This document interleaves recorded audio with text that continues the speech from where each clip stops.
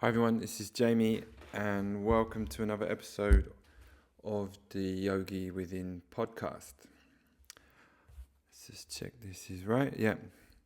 Okay, so on today's episode, this is sort of continuing the theme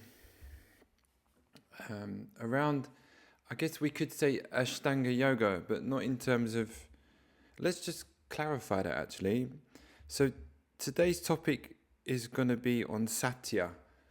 We could translate this as honesty or being truthful, and we could associate this to the yamas and the niyamas in yogic traditions. But when we think of Ashtanga Yoga, most of us think of the sequencing that's been designed by Krishnamacharya and Pattabhi Jois. But really, when we think of Ashtanga Yoga, we should be thinking in terms of the 8 limbs of Ashtanga Yoga, which is largely around moral ethics, do's and don'ts. And we could sort of encompass that with withdrawals of the senses, pranayama, pratyahara, the other aspects of yogic practices, and also in general in Indian traditions and Buddhist traditions.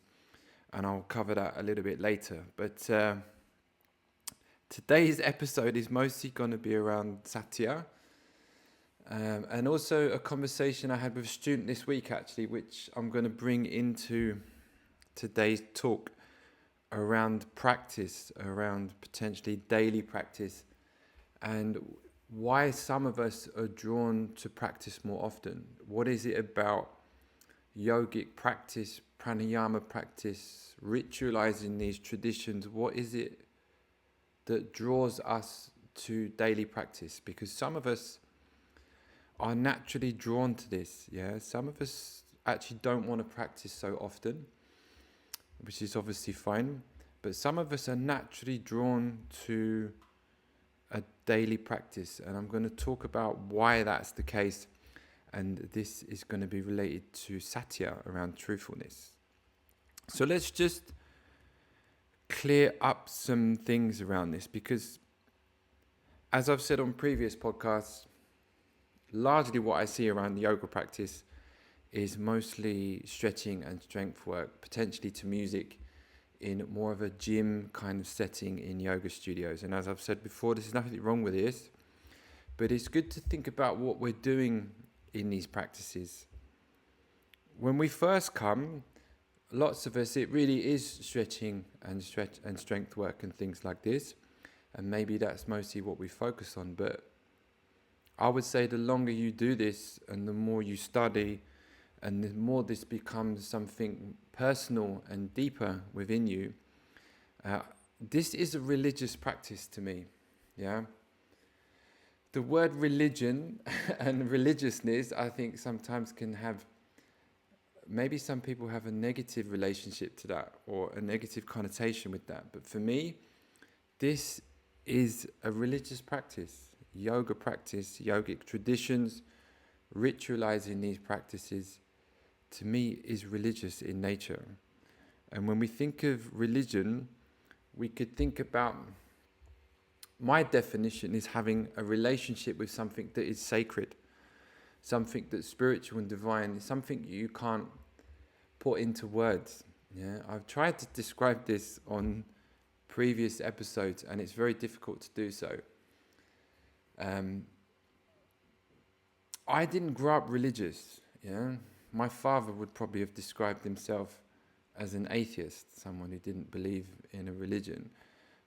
Most schools in England are Christian based, so I've grown up with predominantly Christian values, which affects the way I see things and perceive things. But I wouldn't say I was a religious person until I became a daily yoga practitioner. And I would say I'm a religious man, for sure. I would describe myself as a religious man based on my experience. I'm not someone who tends to believe things because someone has told me that. I tend to believe things based on experience. And my experience of having a daily yoga practice enabled me to connect with something that I can't explain. Yeah, there's something that I've tried to describe on this podcast before, but I actually think I'm going to give up trying to do that because it's not something I can put into words. And I think this is a religious practice based on that. Yeah, I feel like I've had a religious experience from having a daily yoga and pranayama practice, which enables me to connect with something that is beyond the material world. Yeah, I think that's probably the simplest way to describe it. God, wisdom, truth. There's something that happens within my practices that gives me the confidence and belief that there is another driving energy behind the material world. And my daily yoga practice is about establishing that connection. It's deepening that connection to something beyond what I can physically see and touch. You could call this divine. You could call this lots of different words, but for me, yoga is a religious practice, yeah? It's interesting because I remember bumping into a lady who I sort of know a little bit in the yoga community in Oslo. Very nice lady. And she practices and teaches sort of forms of vinyasa yoga in the city. And it was interesting that she talked about a studio that we both worked at. And this is not being critical, but what I thought was interesting that she was almost shocked that religion was being taught at this studio. And for her, religion had no association to yoga. And I think it's because mostly she saw yoga as just a form of movement, a kind of movement practice. But for me, this is a religious practice. And I don't mean that in the sense of conforming to Hindu or Buddhist or Jainist or, whatever kind of doctrine. I mean, as in having a religious experience. Yeah, I've had and I have religious experiences in my yoga practices, and this really comes down what I think are the moral and ethical things behind asana practice. Yeah, most of us just really focus on the asana practice. This is a gateway into the other layers of yoga, and I think that's largely why it's taught first. But really, what makes someone a good person, or what makes someone a yogi, a yoga practitioner? And to me, asana is an aspect of that, but really it is a gateway into the deeper aspects of yoga. I've touched on tapas and moksha in the previous episodes, and again, this episode is going to be around Satya, truthfulness. What makes something true? Yeah, what makes something truthful? Why is it good to be truthful? These are important things to embody as a yoga practitioner, I believe. Yeah, trust comes from truthfulness. Yeah, trust in ourselves, trust in our community, trust in our friendships, our relationships, comes from being truthful, being honest, seeing something to be objectively true. Yeah, that we have agreed upon truths that makes us form relationships and communities based on the fact that we agree on something to be true. Yeah, I would say that lately in society there is a bit of an attack on truth and things to be very subjective, maybe even relativism, things becoming very relative around what's subjectively true or what's objectively true. But I believe to have trust in ourselves and our communities, we need to have agreed upon truths, and we need to be practicing that in our practices. Yoga, to me, is the quest for truth. Yeah, and I'll drill in to this a little bit later in terms of why we're drawn to our mat. Now, what are we dedicating our practices to? Why do we come to the mat? What's the goal? What's the intention? Yeah, if we think about this in terms of the yamas and the niyamas, we can say Ishvara. We could say that we have some kind of dedication to a higher power, something that we let go of our ego, we let go of the material connection that we have to our embodied sense of ourselves, and we aim to connect with something that is beyond what we can physically see and touch. And I think for lots of us in the beginning, this is very, what's the word? Conceptual. We don't really make a connection with that. It sounds a bit wishy-washy. And maybe even for some of us that can put us off because maybe we've had a bad experience or we have a negative relationship with something that we might class as religious. But from my experience of practicing daily for many years, this connection established naturally, this sense of something beyond what I can physically see and touch was something that manifested naturally from going into my subconscious and my consciousness through asana and pranayama. This was just a natural occurrence that made me sense what that felt like. And I think that really this is a sensory thing. It's not something I can explain to you or tell you in words. It's something you have to feel. It's something you have to embody in your yoga practice so that Ishvara, some kind of dedication to something beyond you, becomes a natural thing.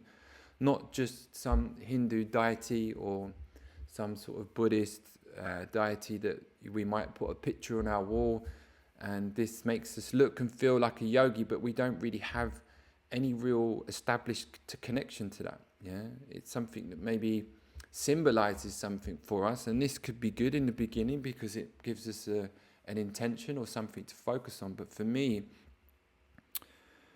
having a religious connection to something divine is something that you feel and you sense and you experience it. It's not a picture or it's not a symbol, an image. It's something that you feel. Pictures, symbols and images help us establish that connection, but really it's something that you feel deep within you. These to me are the highest limbs in yoga. Asana is one form, but Satya, truthfulness, is definitely, in some ways could potentially be the highest, because as I've said on this podcast before, I don't believe that you can reach these deeper states of consciousness without it. Cutting through delusion, cutting through fantasy, seeing things as they truly are, it's like a knife. It just cuts through everything. It's sharp. It exposes everything. This is the foundation that's baked into yogic traditions, and you could say in a lot of religious traditions around a quest for truth. Mostly what I've studied has been Buddhism and Vajrayana Buddhism, but this is really baked into all Eastern philosophy, as in a quest for truth. And I think really this came about from times in the past when society was breaking down. Society was breaking down, things were getting more corrupt, more delusional, and there was a need to establish a foundation in something that we could believe in to be true.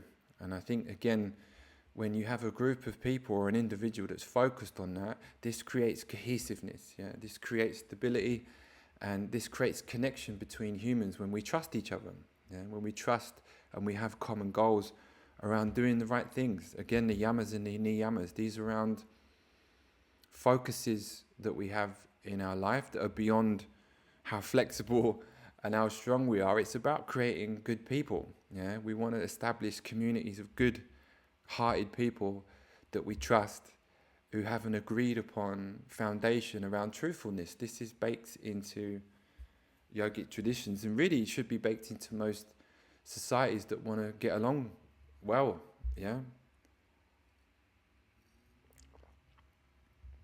I read a quote that I liked. When you want to help people, you tell them the truth. When you want to help yourself, you tell them what they want. Now, this again, to me, this is baked into yogic traditions. It's around truth. The reason I'm bringing this up and the reason I'm talking about Satya is because when we come to our mat, lots of us are looking for answers. And I think for the ones that want to have a daily practice and are drawn to have a daily practice, like I was, you're looking for something. The ones that are drawn to go to their mat every day, why get up in the morning early and do this work? Why do these introspective practices? What's driving you to do that? We all have to ask ourselves that question. What is driving us to do these things? Why not just lie in bed? Why not just do this or do that? What's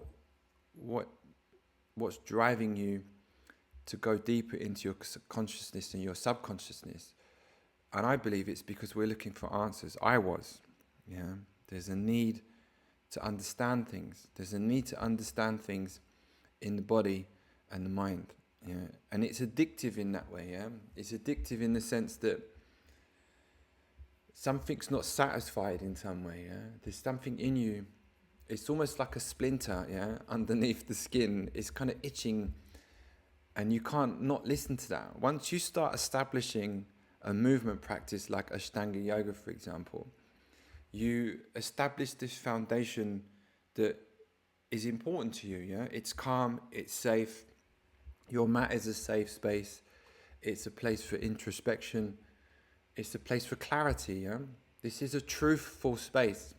Yeah, this is a space you come to because you're looking for answers. When you're looking for answers, you're not looking for someone to tell you what you want to hear. You're looking for someone to tell you the truth. And it's not externalized. The answers that come up in your yoga practice are coming up from within you. The deeper answers, the answers to the deeper questions about reality, they come from a place that I would call God. I spoke about this on some previous episodes around what comes up in your yoga practice. The words that come from within you that aren't coming from your mind. Yeah, it comes from somewhere deeper. And you start to trust that voice deeply. Yeah. You start to establish a connection to something that is beyond the logical mind. Yeah. There's a feeling that's associated to the things that come up in those spaces. It's very clear.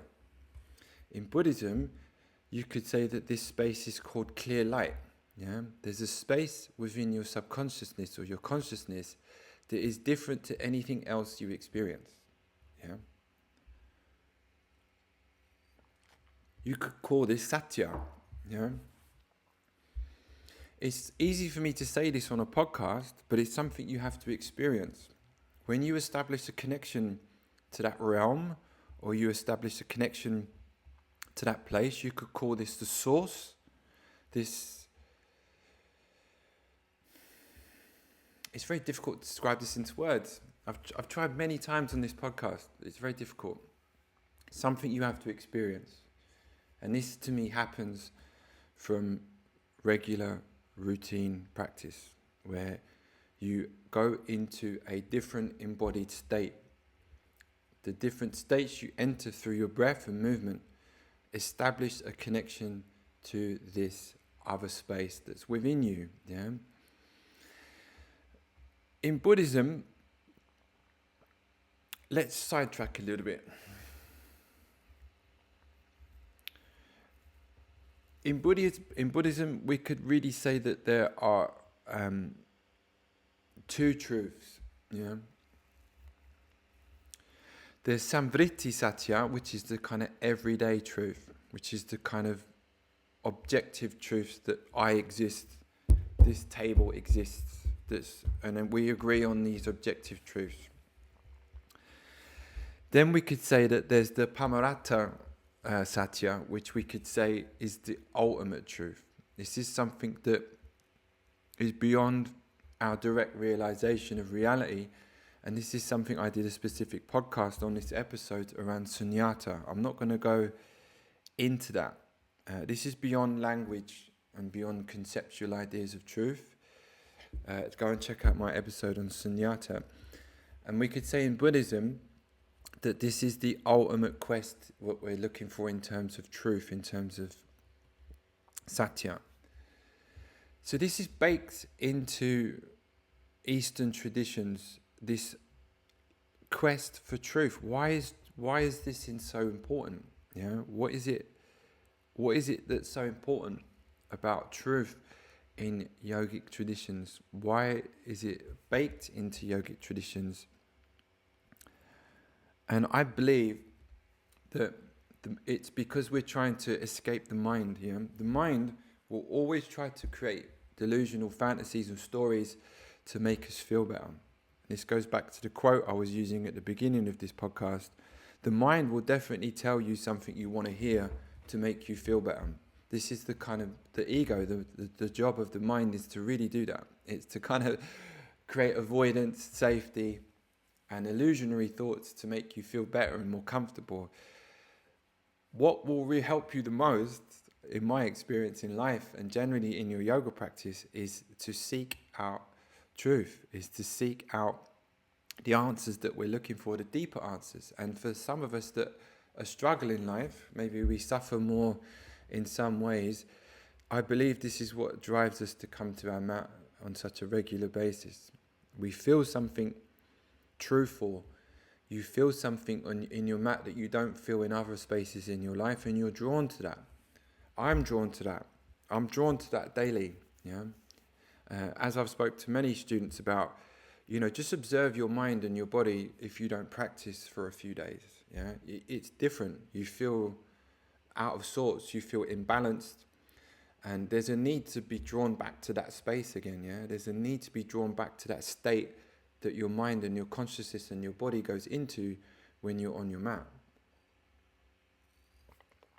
What I would say to students is go into that. You're establishing an authentic yoga practice. You're establishing a ritualized, religious, embodied experience.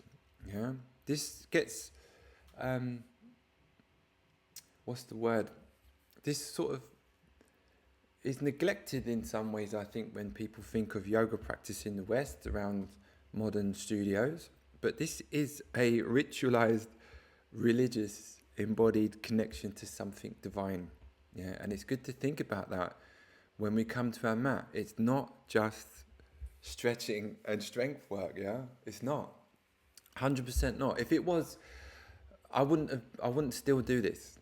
Honestly, I wouldn't keep doing it. I wouldn't be drawn to my mat every day just to do stretching and strength work. That's not why I choose to do this. This is not why I chose to dedicate my life to this, and it's not why I teach it. Yeah, this is not something that's spoke about so often in yoga classes, but these are the deeper aspects of yoga practice, and I believe what is the sort of higher levels of this. Again, we come into this from asana, but behind that is the deeper aspects of yoga practice around creating good people and creating spaces for people to go into these embodied movements to make this and establish this connection to something that is divine. And this is the basis of a lot of moral and ethical practices in yoga, is that connection to something greater. It's important, I believe, as yoga practitioners, to evaluate and think about why we're doing these things. Now, I'll give you an example and a short story of this. As I've said before, I was deep into martial arts for many years, and I believed that was going to be what I was going to do, not for the rest of my life, but that I thought I was going to go into teaching and make my own school, and that was the path I was going down, and I was good at that. That was the thing that I was the most naturally gifted at.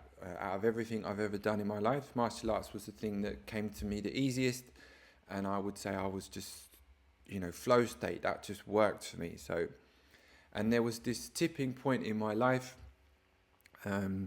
Lots of things happened to me that year. My father died that year, and I was leaving London, and I had this decision to make, and I was going to either go to Brazil and live with my coach out there and train in Sao Paulo and continue that evolution in my practices there, or I was going to go to India and continue Ashtanga Yoga. And I spent some months thinking this over, thinking about what I was going to do, and I chose to go to India and continue my Ashtanga practice. Now, there was no logical reason for that. Yeah, if I had to compare the two, I would say I'm not that great at Ashtanga yoga in a way. Physically, when I think of body types and things, some people are naturally gifted in some ways towards yogic practice in terms of asana. If you were talking about this purely from a physical perspective, you know, some people's body types, their background, their history, you know, stretching and deeper asana work comes more naturally. That was definitely not me. You know, Ashtanga yoga has always been hard physically. It's always been challenging. Every aspect of it, you know, stretching, twists, back bends, strength work, it's all been difficult. Yeah, I'm saying that just to be very clear in that way. Ashtanga yoga was not the easy choice for me. It was actually the hard one. It was the one that was not natural for me to take. But my intuition was telling me to continue with that. And at the time, I didn't really know why. But when I look back now, my intuition knew that the answers I was looking for were in yoga. Martial arts helped me in lots of ways, but the answers I was looking for about myself, my family, my history, the deeper answers to reality, those I'm intuitively at some level I knew that if I wanted to explore myself and my consciousness at a deeper level, I had to go down that road. So I chose to do that, and then I went full power into that world, and that was the right decision. But it wasn't because it was easier or I was better at it or it made financial sense. There was no logical reason to do that other than the fact that at some level my intuition knew that the answers were down that road and that I needed to be rebalanced. Yeah, and I don't mean this in a fixed way, but I was definitely out of balance in lots of ways in those years, and yoga has definitely rebalanced me in many ways, in all ways. Yeah, and it answered those questions. Yeah, it took me down a road of answering the questions that I needed answering. And there became a point in my life where that got resolved in some way, and I realized that I'd reached a point in my yoga practice where, you know, Satya, that I was looking for the truth. Yeah, like I said, when my student said to me, you know, why do some of us, what's driving us to practice daily? And I believe it's that. I believe it's that something within us needs to be answered. Some things need to be answered. Some aspects of our consciousness, subconscious, our lives, there needs to be an answer. And those answers do come from within, or at least point us down the road where we need to get help and support to answer those questions. But I believe it is a drive to find out the truth, to be clear, to find clarity on who we are. Yeah, and I believe that this comes from having an embodied ritualized yoga practice. This is a religious practice. Yeah, my shala, I think of it as like a church. Yeah, I believe like that. It's interesting when I see other classes going on in studios with pop music and R&B, and again, that has its place. You know, it has its place with students and teachers doing that. But my room is not like that. You know, it's nothing like that. It's quiet. Yeah, it's a place for reflection. It's a place for internalized introspection. It's an embodied meditation. This doesn't come from distractions, which is why I've always loved Mysore rooms. Yeah, it's the best space, I believe, to learn yoga is in those kinds of spaces. The energy in those rooms and what comes up for students, practitioners, I've never experienced anything that's come close to that in a yogic space. I think that I've had other interesting experiences doing other types of movement meditations to music and pranayama and things like that in different spaces, but Mysore rooms are very powerful spaces, and I think that the energy around that is very powerful. And again, I think that's why some students are drawn to that. I remember talking to a yoga teacher in Oslo, and we were talking about morning practice, and they said to me, oh, it's so strict that students get up early and come here. That's such a strict way of doing yoga. And I said, that's one way of looking at it. I would also say another way of looking at it is those students are very dedicated. Yeah. If a Christian goes to church to pray every morning, I wouldn't call that person strict. If, like when I lived in Indonesia, my neighbors would pray every morning, the family I lived with, and bless their house and the house that I lived in. I didn't think they were strict. Yeah, I think that they had a connection to something. They had a practice that ritualized what they believed in. And I see Ashtanga yoga and morning practice the same. Yeah, it's a ritualized form of having a relationship with something spiritual. Yeah, Ashtanga yoga is just another method of a practice that embodies that. It could be lots of different things. And this is why when I talk to different students, about daily practice, this is the benefits of having a daily practice. You're having a relationship with yourself and something greater to you. Yeah, this is something that you're establishing a connection with on a daily basis. This is why I will always advocate daily yoga practice. It's not important to me how flexible people are, how strong they are, how much of the Ashtanga series they do. It's those, like I said before, those things are interesting. It's interesting to get stronger and more flexible in the transformational side of body movement, but the deeper aspects are more important. Yeah, the yamas, the niyamas, these ethical, moral codes, this connection to something deeper, the things that make people better people. Yeah, it's not enough just to be flexible and strong. I mean, you could be a narcissistic athlete and be a terrible person, but be very flexible and strong. I would say that is a byproduct of the deeper aspects of yoga. Yeah. And actually, this is a conversation that came up in martial arts community lately. This is another. I don't know whether to do an episode on this. I'm in two minds about this, to be honest. But this was another request. But I left the martial arts community for different reasons. But I believed when I was practicing martial arts, it wasn't just making people tough or good at fighting or winning competitions. It was trying to make people good people. Yeah, I believe in that side of martial arts, that martial arts instructors should be good role models around creating good people and establishing, good moral and ethical codes around safety and protection. And I love that side of martial arts. It was, making people better, making men stronger, making things from a moral and ethical perspective. I believe martial arts and yoga can be similar in that way, and not just creating, potentially narcissistic athletes that are kind of terrible people, but win a lot of gold medals, and unfortunately some gyms and some coaches are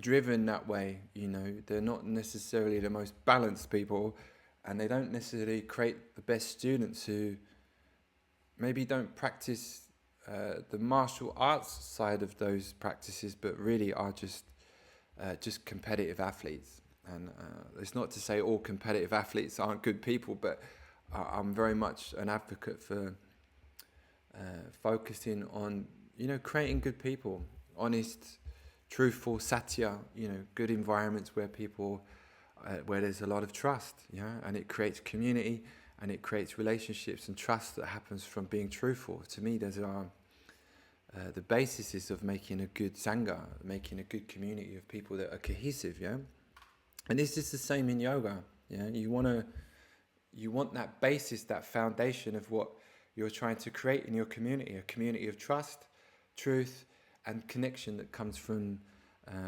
having trust in your practitioners. So I think that this is an important part of yoga practice. Yeah, and I think that this has been broken a little bit in the Ashtanga community from things that have happened over the years. I think there's been some pretty terrible things that have happened within the yoga community and Ashtanga yoga community. Again, I'm in two minds about doing an episode on this, but I'm definitely not going to do that today. But something came up recently that made me think that this could be a topic to go into if it's done in the right way around Patabi Joyce. And I'm not sure if and when I might be ready to do that, but it might be soon. But I'm going to have a think about that and maybe come back to that. But really around the ethical principles around yoga practice and creating safe and religious spaces for people to practice yoga. And it might be good to talk about how that's gone wrong a little bit in some aspects of Ashtanga yoga, the way it has done in a lot of spiritual communities over the years. There's enough stories of how this has become a problem where, truthfulness maybe isn't the highest priority, and money and business and other things become a higher priority. And I would say that the highest limbs of Ashtanga yoga around ahimsa and truthfulness, Satya, the yamas and the niyamas become less important, and maybe it's more important to advance through the asana series and become popular than it is to practice what I would say the higher limbs of Ashtanga yoga. And I think it's good to students to think about that when they think of Ashtanga yoga and they think of what that is to actually think about the deeper aspects of practice. Asana is a part of Ashtanga yoga, but the other limbs are maybe more important. And I know that it's a physical practice. It's a very physical movement practice where we learn techniques, we learn how to do back bends and jumps and handstands, and this is all fun. But ultimately, what I feel is the spaces that we go to, we're trying to create good people, We're trying to create truthful people that try to practice the deeper aspects of yoga, the yamas, the niyamas, the moral and ethical principles around being good people and the quest for truth, Again, I might go into an episode on this on another day, but, money, greed, attachment to money, attachment to material things, when this becomes too prevalent, then I think this affects truthfulness, and this affects what I would say the core principles of yoga practice. And with social media and yoga influencers and people like that, I would say that these limbs become less important. There's too much attachment to money, materialism, and perception of how we're perceived on the internet, and with too much focus, I would say, on asana. I think asana is cool, it's great to focus on it, and it's a big part of yoga practice, but the deeper limbs around being good people, around being truthful, around the yamas and the niyamas, these should be studied. These should be embodied by practitioners, and really this should be at the core principles of why we're practicing yoga, or not just becoming flexible and strong and performative asana. I think this has become, how much do I want to say on this today? I think this has become very prevalent in the yoga community, let's just say that. But and ultimately, I believe this causes suffering. We could say this causes dukkha, and when there's too much attachment to material things. But I might leave that one there today.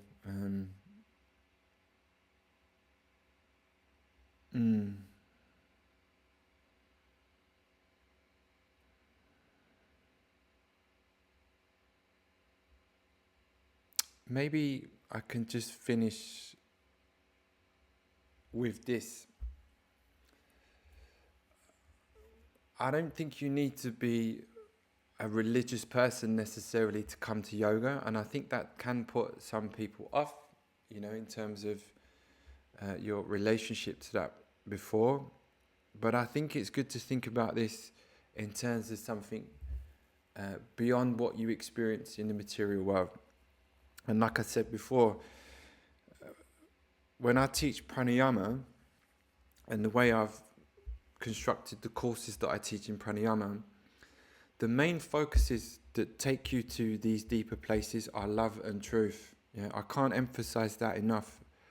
Without those two things, I would not have experienced what I've experienced in my meditation and yoga practices. Yeah. Yoga will cleanse the body and the mind if it has the right intention. Yeah, where we become truthful about who we are, what we've done, we make peace with everything that's gone on in our life, and we find the answers to these things through truth. That brings us into a state of love, self-love. Yeah, I think of Ashtanga Yoga as a practice of self-love. When that's established in the body and the mind, and we're able to play with bandha and this connection between the masculine and the feminine, when this is embodied in your yoga and meditation practices, this to me is what opens the gateway to these deeper layers of consciousness and subconscious. And if that's not embodied through truth and the yamas and the niyamas, I believe that ultimately you're mostly just going to be doing a workout. Yeah? And I'm saying this to just highlight what these practices are about. You'll get a lot of benefit from getting stronger and more flexible in Ashtanga Yoga. By far, that's excellent. But to get the deeper benefits of bandha and go into these deeper layers of your consciousness, truth and love need to be practiced. Yeah, truthfulness and love need to be embodied at your whole being, your whole level. Yeah, this is just from my experience. Yeah, when you practice self-love and forgiveness, and that's cleared, and you're more in a love energy, you're more in a love state. This is what opens the connection to the divine. This is what opens this connection to something that's beyond the material. And the reason I'm emphasizing this on this podcast around Satya is because you could say that this is the highest limb for me in yoga and yogic practices. This is why in Buddhism, these are classed as noble truths. You know, the word truth in Buddhism is used constantly. Yeah. It's used constantly in most yogic traditions because the practitioners knew, they knew that the only way to reach these deeper layers of your consciousness was through truth and love.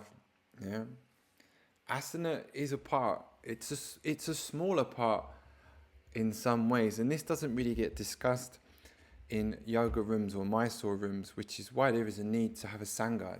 You need to have a community.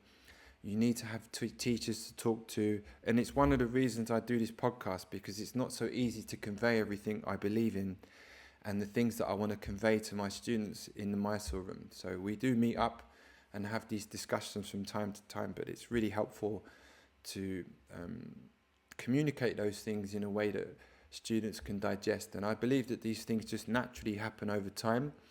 But it's also good to discuss these things and think about what we're doing in our yoga practices. Because if you go online, and a lot of my students, a lot of people tend to get a lot of their information from Instagram and different sort of known teachers and that. And I think there's some benefit to that. But I would also say don't listen to Instagram influencers too much. Yeah, because largely, I'd say what their focus is on selling you products and creating an image of themselves to be perceived in a certain way that might not necessarily be so truthful. I'm not calling out anyone in particular. It's just that I'm not a big fan of influencers in that way. I think there's a dynamic there that's not so truthful, and there's an intention there that's largely around attachment to materialism, which is not, again, necessarily part of yogic practices. Yeah, I think even Shirat and other teachers have condemned this a little bit. It's interesting that so many practitioners focus on this so much, but I would say that it's not so yogic. And if we're really practicing yoga and the deeper elements of yoga, and what I would say are the higher practices of yoga, I would say that attachment to those things are not necessarily the best path to an authentic yoga practice. I would say don't listen to influencers too much and trust the intentions behind things. But yeah, I might do a podcast in the near future on some aspects of maybe Patabi Joyce and my relationship to the Ashtanga Yoga system with regards to some of the things that have gone on over the years. This was a request for me to do, actually, and I've sort of not avoided it. It's just a tricky subject to discuss, but I think it could be important because it really does relate to the word Satya and being truthful about things. And I think healing comes from transparency and truth. And again, this is baked into yogic traditions. You know, healing doesn't come from avoidance and lies and deflection. You know, healing comes from being transparent and accountability, and self-love that comes from being accountable, and redemption. You know, I believe that these are important parts of yogic practices. Most yogic stories are tales of redemption. I gave the story of Milarepa and Marpa on this podcast, which is really a redemption story. And, you know, a lot of love and compassion and truth comes from redemption. And I think that this is a path to a true yogic practice, of being honest and transparent and practicing Satya. So for students out there, you know, there's no like ideal thing around how often you should practice. Don't fall into the Ashtanga police thing of, you know, guilt and shame around how often you practice. But I think that the ones that are drawn to daily practice, there's a reason you're drawn to that. Some of us want to go deeper. Some of us want to explore things at a deeper level, and I'm that kind of person. You know, when I do something, I tend to do it. I'm kind of all in. I'm not really someone who sits on the surface. So, you know, when I find something I'm into, I kind of want to go as deep as I can. That's just my nature.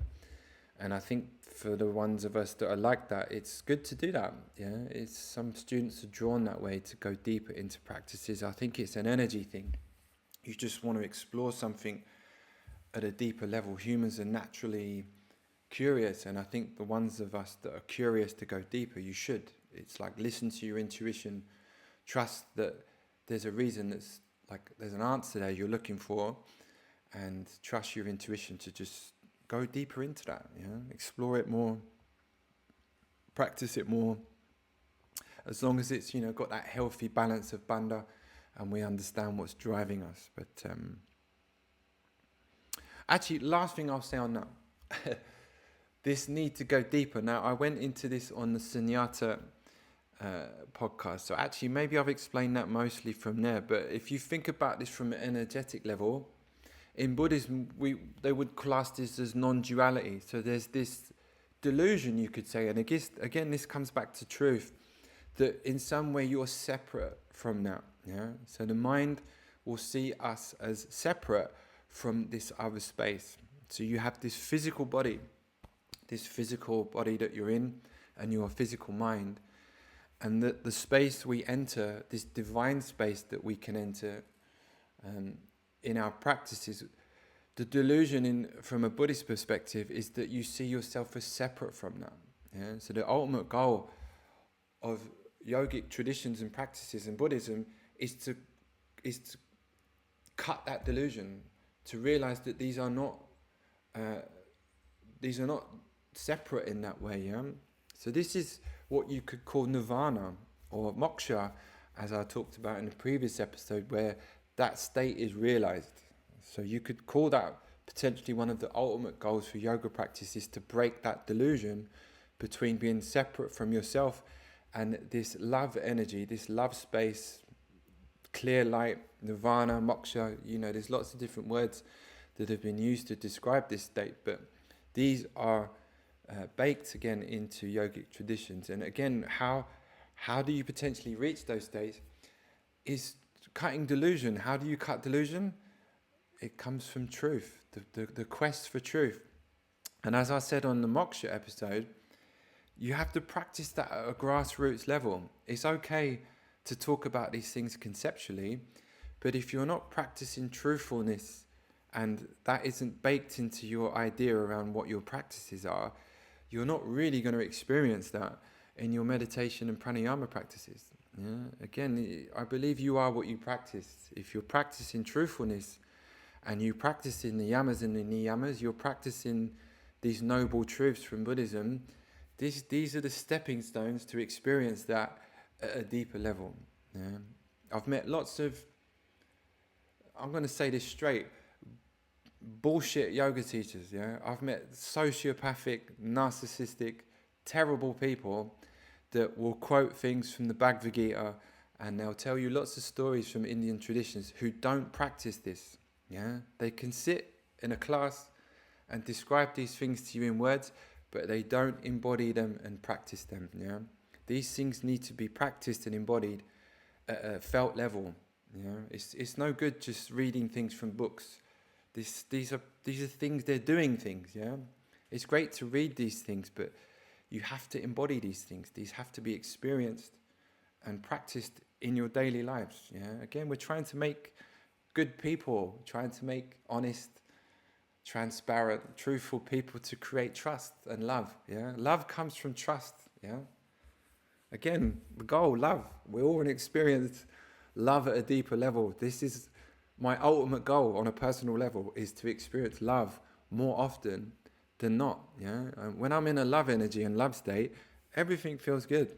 Yeah, things feel good, relationships feel good, money's good, work's good, things don't feel so bad. I'm not so attached to the outcomes of things, and materialism, things like that aren't so important. Yeah, you could say that the ultimate goal is love. Yeah, delusion, cutting through delusion, this non-dual state, you could class that as love. God, love, those words are all encompassing and bonded in some way, but I believe this comes from truthfulness, Satya. Okay, I'll leave that there. Ciao.